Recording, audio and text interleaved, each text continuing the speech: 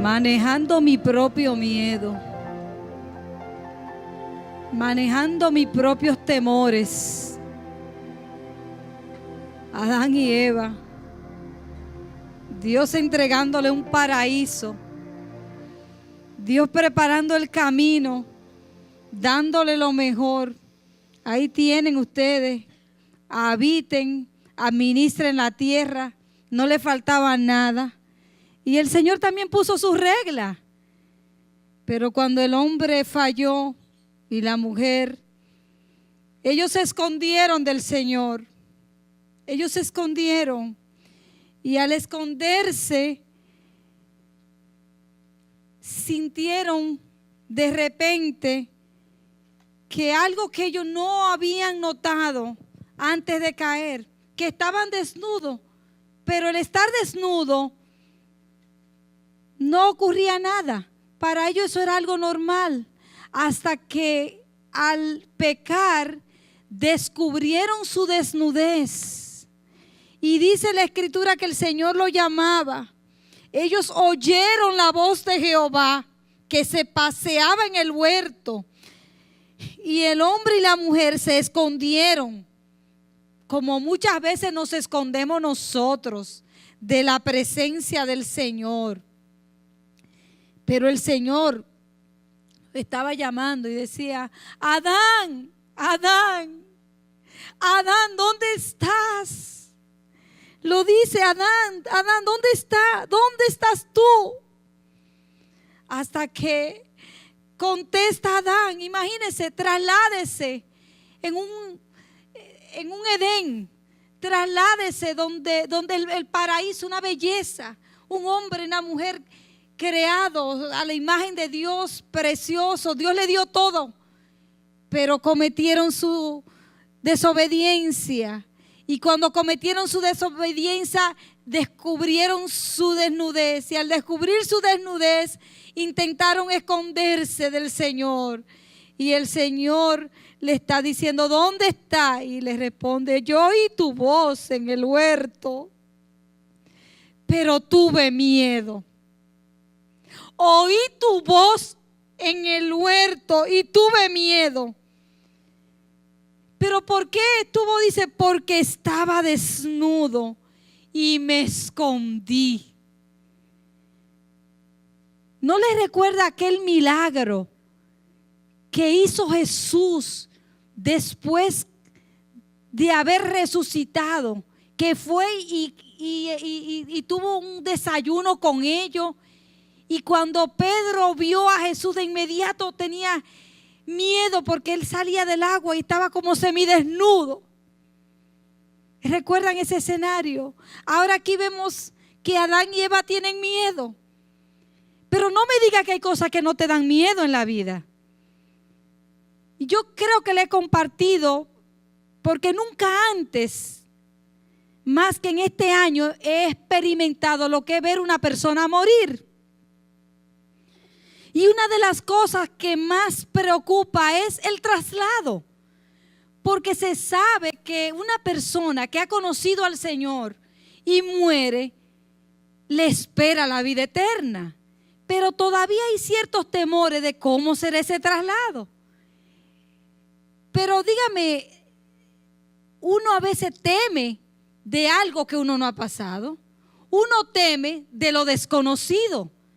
Pero aquí vemos a un hombre y una mujer que Dios le preparó todo el escenario para que fueran felices, y ellos ahora tienen miedo. Pero ¿no será que hay un momento que la desobediencia puede traer a nosotros ciertos temores, porque ya no vamos a sentir esa protección que teníamos antes? Sí, la desobediencia puede traer el temor a que ya yo estoy desnudo, siento la necesidad de que me protejan. Él sintió la necesidad, y eso lo vemos porque dice que estaba desnudo.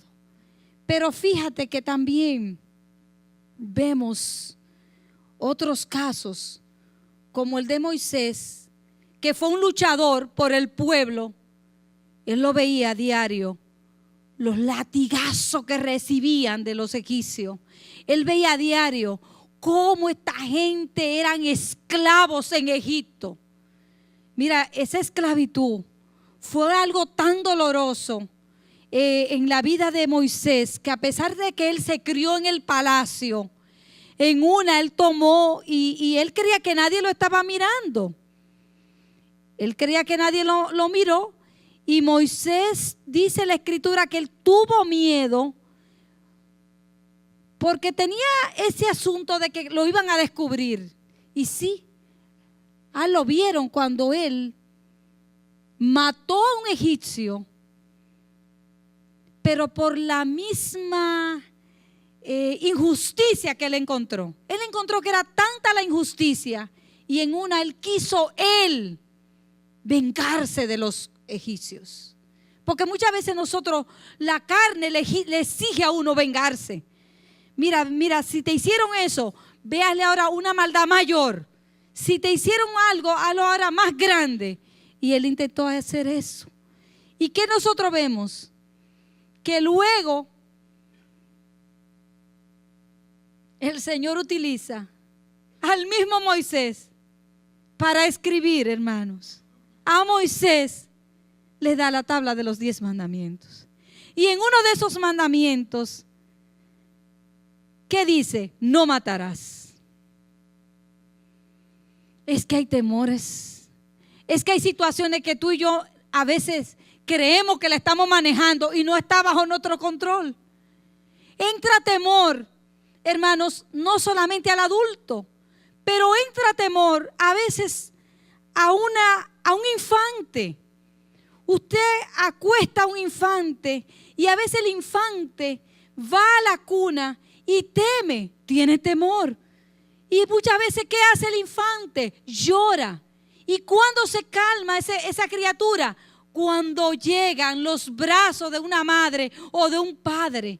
Y de inmediato llega a los brazos de sus padres. ¿Qué siente esa criatura? Protección. ¿Y qué pasa? Deja de llorar. Aún los infantes tienen temores, tienen miedo. Pero en una sociedad en la que estamos viviendo, nosotros vamos a ver un cierto escenario donde uno tiene que aprender a manejar nuestros propios temores, nuestros propios miedos. La situación de Moisés, vemos que realmente el Señor le dijo, bueno, lo hiciste, mataste a ese egipcio, pero esa no era mi intención. Porque muchas veces, a veces uno tiene buen deseo, pero ese buen deseo uno no puede satisfacerlo con una acción que a Dios no le vaya a agradar. Luego el Señor dice, no matarás. Pero también presenta otro escenario, el de Jonás. Un hombre, supuestamente un hombre muy temeroso, un hombre que le estaba incómodo por la maldad. ¿Y qué pasó con Jonás? Saber que Jonás quería, si el Señor lo mandó a Nínive, él se fue a España. Él tomó otro barco y dijo, si tú me mandas para Nínive, para Siria, yo voy a tomar y me voy a ir para España. Y se fue a España. Pero cuando él iba en el barco, ¿sabe que la gente de antes tenían ese sentido de discernimiento? Y también Jonás se lo comunicó. Jonás le dijo, miren, yo estoy aquí, pero lo que estoy haciendo, yo estoy huyendo. Yo tengo realmente, ¿y qué dice la Biblia? Que Jonás, ellos tuvieron miedo. ¿Por qué? Porque sabían que Jonás huía de la presencia del Señor. ¿Sabe que hay personas que saben que Dios le está llamando a su obra? ¿Sabe que hay personas que están esperando que Dios le llame? Pero muchas veces, si Dios le dice al norte, ellos prefieren irse al sur. El caso de Jonás, Jonás no creía. Jonás se enojaba si el pueblo de Nínive iba a atar el paso de la salvación. Son 3 escenarios fuertes. Pero vayamos ahora al Nuevo Testamento.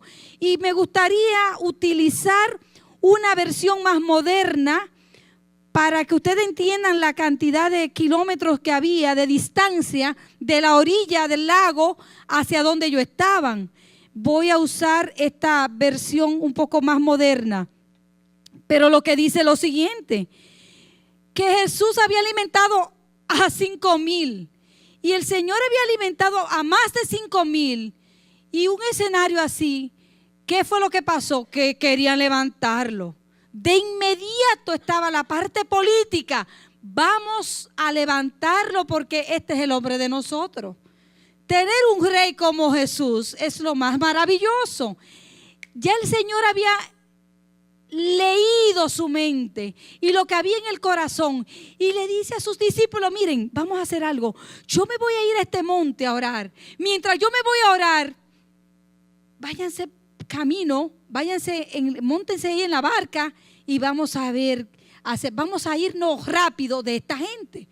Lo que quería Jesús era desaparecer para un poquito bajar los ánimos políticos que habían. Pero dice aquí, en esta versión, que al anochecer los discípulos de Jesús subieron a una barca y comenzaron a cruzar el lago para ir al pueblo de Capernaum.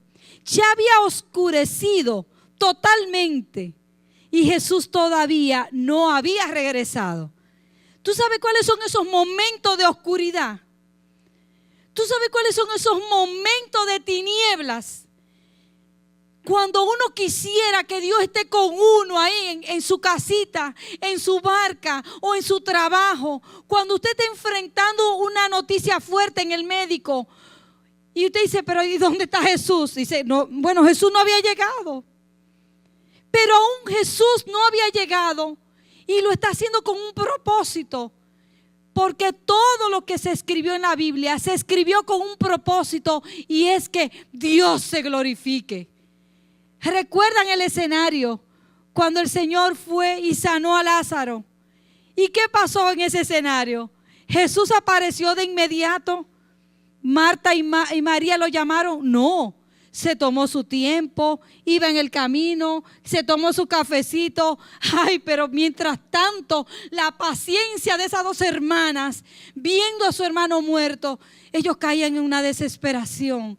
Pero al final vemos que el Señor dijo una palabra, que todo era para Dios glorificarse.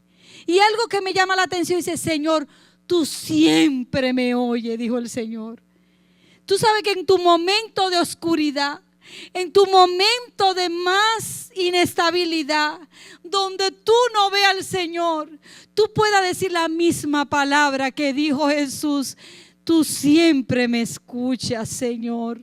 Pero el escenario es que está todo oscuro y Jesús no está con ellos. Y hay momentos en nuestras vidas que uno siente esos momentos de oscuridad y uno siente: ¿dónde está el Señor? Tengo miedo de enfermar, miedo de la muerte, miedo de pérdida de los empleos, miedo de que a mis hijos les va a ir mal, miedo de la familia, miedo del presente, miedo del futuro, miedo. A veces se vive en una sociedad de temor, pero vemos, amados, que el Señor está consciente de lo que está pasando con ellos, a pesar de que no está en esos momentos con ellos, porque dice: ya había oscurecido. Jesús todavía no había regresado. De pronto empezó a soplar un fuerte viento y las olas se hicieron cada vez más grandes. Es que hay problemas que tú crees que ese problema se va a detener o el problema se va a achicar, pero muchas veces el problema no se pone más pequeño, el problema agiganta, la noche se ve un poco más entenebrecida. Y muchas veces cuando está oscuro, si te toca caminar, muchas veces tú no sabes por dónde caminar. Y si te toca más tomar decisiones, ¿cómo puedo tomar esas decisiones? Ya dice acá que habían navegado de 5 a 6 kilómetros. En medio de una tormenta, en medio de un levantamiento fuerte de los vientos, y y esas aguas moviéndose. Vamos a retornar. Son 6 o 5 kilómetros de la orilla. Es como cuando tú estás entre la espada y la pared. Es como cuando tú estás que si te mueve adelante es peor, si te mueve atrás es peor. No puede hacer nada. Los discípulos ya habían navegado esos kilómetros. Cuando vieron a Jesús caminar sobre el agua, wow, el Señor rompe toda la regla de gravedad. ¿Te imaginas al Señor? ¿Te imaginas lo grande que es eso, Señor, caminando por las aguas como si fuera por la tierra? Pero tú me vas a decir a mí que eso no es un milagro grande. Que vieron a Jesús caminando sobre las aguas. Lo vieron. Tuvieron miedo. Porque muchas veces los primeros incrédulos de la obra que Dios está haciendo en nuestra vida somos nosotros mismos. Porque muchas veces Dios está haciendo milagros y nosotros no miramos los milagros que Dios está haciendo. Porque aquí vemos que el Señor estaba ahí y Él estaba mostrándole que en medio de esa tiniebla, en medio de esa tormenta, Él estaba todavía haciendo un milagro más grande, porque Él caminaba sobre las aguas, como que dice, estén quietos. Pero ¿qué ocurrió? Ellos se atemorizaron. Dice la Biblia, tuvieron miedo. Pero unas palabras le dijo el Señor. Son una de las palabras más poderosas que si tú te aferras a esa palabra, no importa el problema, el tamaño, lo gigante que tú puedas tener o estar batallando. Si tú en este día tú crees lo que dice la palabra, tú recibirás conforme a lo que tú creas. Porque el Señor le dijo, soy yo. Soy yo, le dice el Señor. ¿Qué palabra? No es cualquier. Cuando el Señor dice soy yo, es que mis hijos, estén quietos, yo tengo el control. Los discípulos querían que Jesús subiera a la barca, porque ya lo vieron. Y el Señor ve que tienen miedo. Pero si tú quieres conocer un poco más del milagro poderoso, amados, y de las enseñanzas que el Señor está dándonos a través de cómo uno puede manejar nuestro propio miedo, ¿qué te parece si vamos a Mateo? Y tú vas a encontrar ahí cómo Mateo narra este episodio y te vas a dar cuenta de la intervención de Pedro. Dice la Escritura en Mateo 14, del 22 en adelante, después de esto Jesús ordenó a los discípulos, suban a la barca, vayan a la otra orilla del lago, yo me quedaré aquí para despedir a la gente, yo los alcanzaré más tarde, váyanse adelante. Cuando toda la gente se había ido, Jesús subió solo a un cerro para orar. ¡Qué maravilla! ¿Y qué era lo que el Señor estaba haciendo en ese monte? El Señor sabía. El Señor sabía que la vida de los discípulos estaba en peligro. El Señor sabía las necesidades de ellos. Como hoy, cuando nosotros nos acercamos a Él en reverencia y dependencia de Él y con la seguridad de que Él es el soberano, dice la Escritura que allá está en el cielo Él interviniendo a favor nuestro. Por eso el Señor dijo, yo nunca los dejaré solos. Él estaba orando en ese monte porque Él sabía lo que ellos iban a enfrentar. Pero mientras esto acontecía, La barca ya se había alejado bastante de la orilla. Navegaba contra el viento y las olas la golpeaban con mucha fuerza. Todavía estaba oscuro cuando Jesús se acercó a la barca. Iba caminando sobre el agua. Aleluya. Lo narra Juan, que Jesús iba caminando. Ahora dice Mateo, iba caminando sobre el agua. Y los discípulos lo vieron, pero no le reconocieron. Llenos de miedo, gritaron. Porque muchas veces, hermano, cuando uno tiene miedo, a veces le tiemblan las manos. Cuando entra el temor en la vida de un ser humano, muchas veces acaba hasta con su cuerpo, con sus emociones, con su cuerpo, con todo.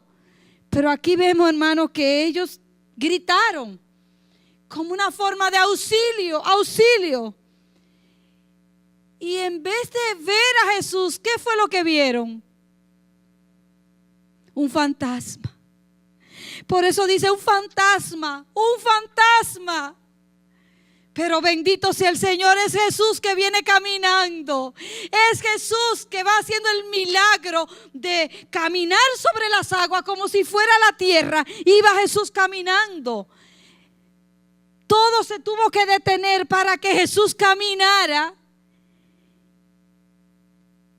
Y enseguida Jesús les dijo, cálmense, soy yo, no tengan miedo. Pero Pedro le respondió, Señor, si realmente eres tú, ordena que yo camine también sobre el agua y vaya hasta donde tú estás. ¿Sabe que ese era el comportamiento de Pedro? Como en el grupo siempre hay gente. Hay gente en el grupo que muchas veces son más desafiantes que otras. Y Pedro le dijo, pero tú, si eres tú, ven entonces permite que yo camine, que yo vaya allá donde ti.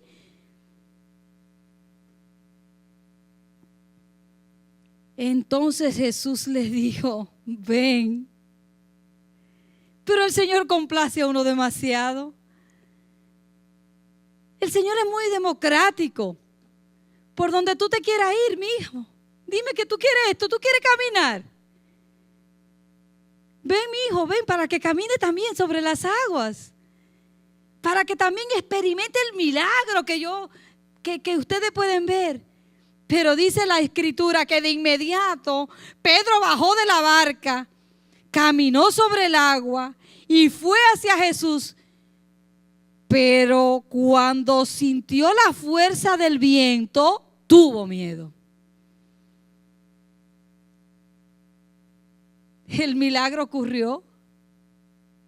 El Señor le está diciendo, ok, tú quieres caminar, camina. Comenzó a caminar, pero ahora tiene miedo. Aleluya.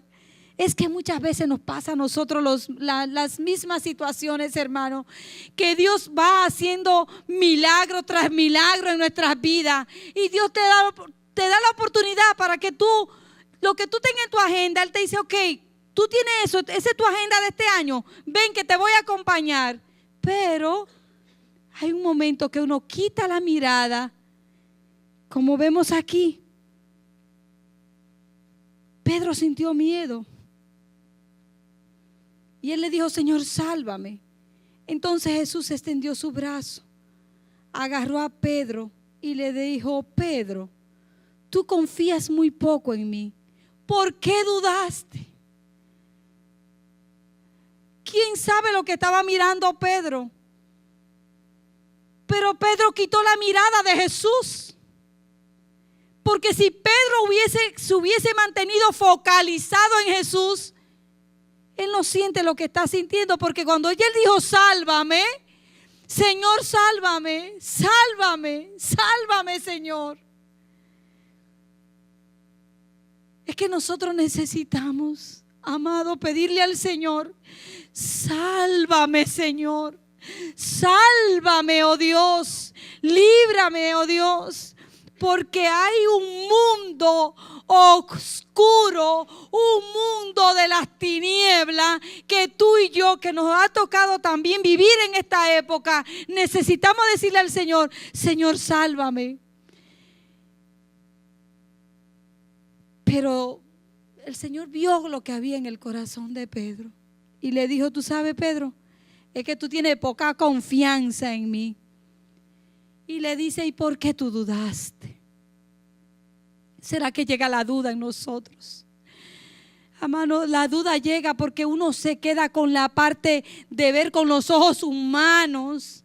Uno tiene que mirar con los ojos espirituales. Uno tiene que afinarse con el Espíritu Santo para uno poder mantenerse firme y mirar hacia el supremo llamamiento y no desviarse ni a la izquierda ni a la derecha y solo mirar a Jesús.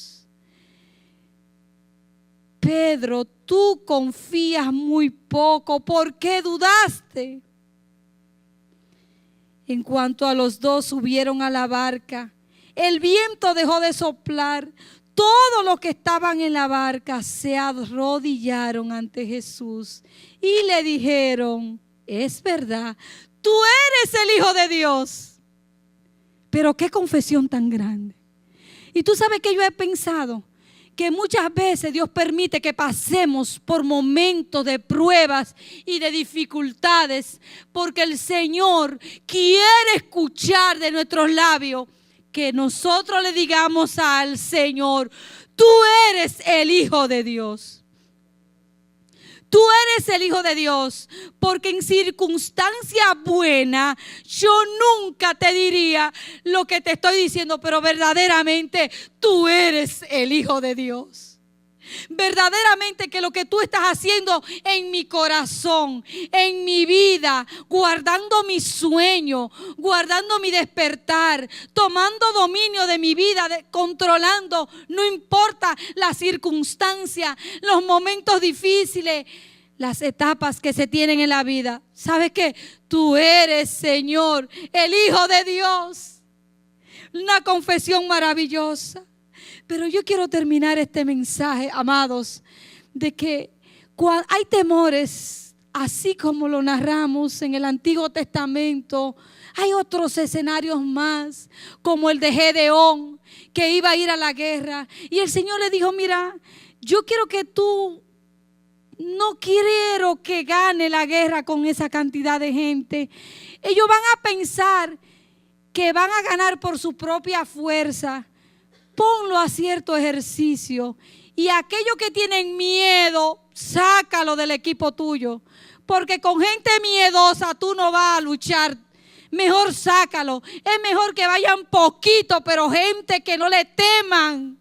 Y Gedeón obedeció. Y al final, ¿qué hizo? Tuvo que sacar 22,000 que tenían miedo. Tenían miedo, porque hay gente que lo que le gusta es lo cómodo. Usted sabe que es muy cómodo venir a una iglesia y sentarse, escuchar palabra de Dios y salir y volver el domingo siguiente y no asumir la responsabilidad.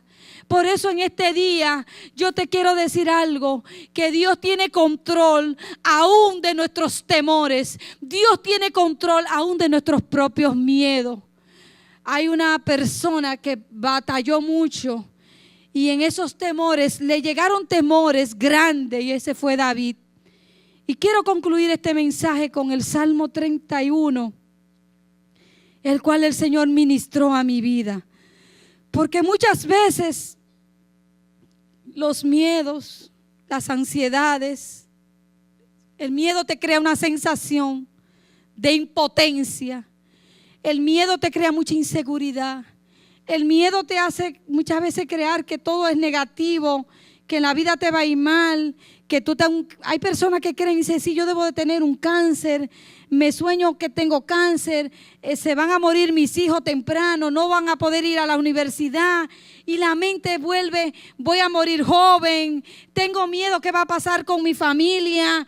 No tengo mis finanzas resueltas, no sé dónde voy a pasar mis últimos días, ¿qué va a pasar? ¿Quién va a atender de mí cuando ya yo sea un anciano? ¿Me veré yo en una casita de esas donde están los ancianos pudriéndose? ¿Seré yo uno de esos? ¿Se olvidarán mis hijos de mí? te llegan esos temores. Y es verdad, ¿y qué pasa si a un hijo está manejando y le va un accidente? Ay, yo tengo miedo que mis hijos manejen porque no quiero que tengan un accidente. La vida no se puede vivir así, amado. Porque entonces, ¿dónde está nuestra confianza en el Señor?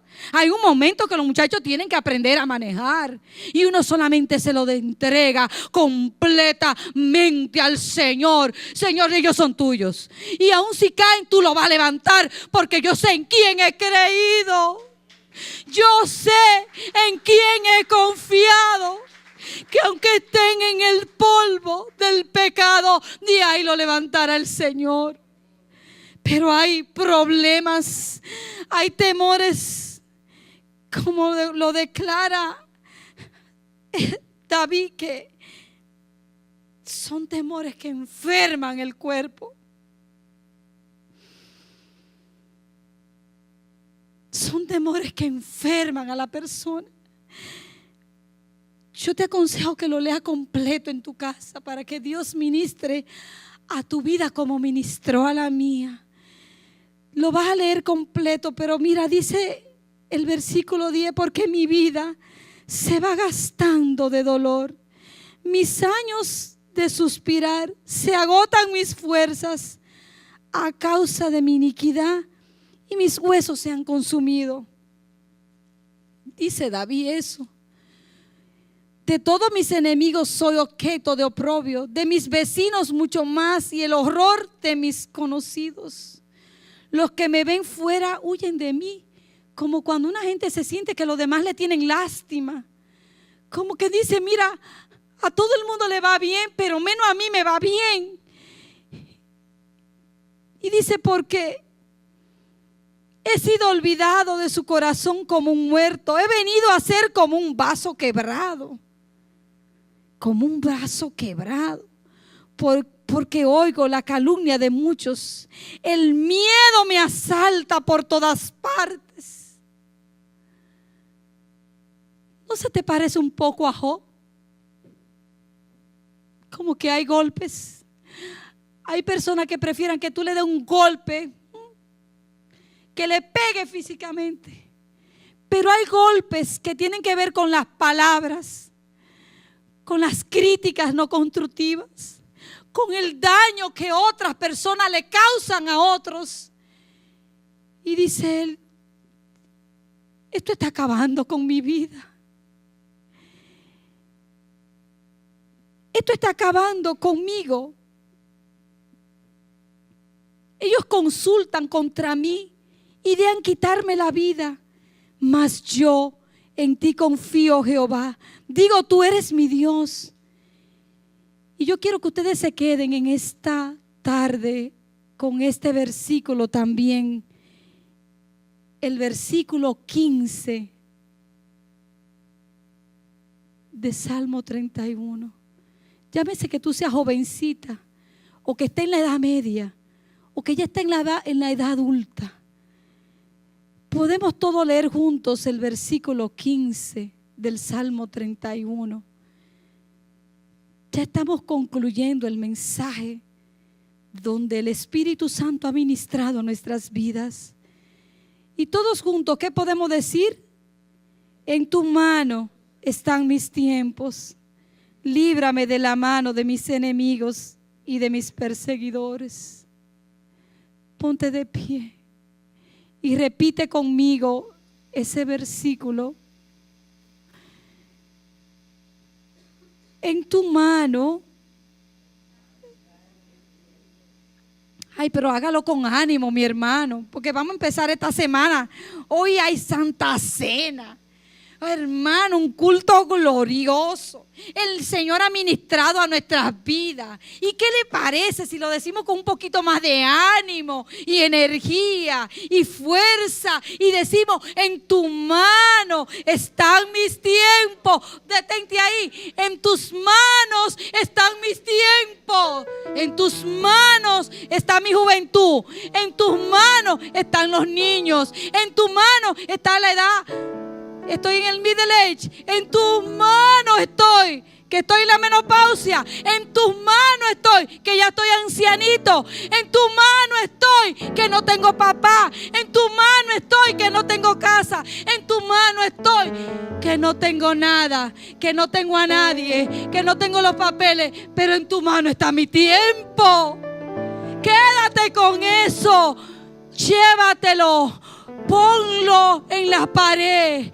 Colócalo en tu corazón y di: en tus manos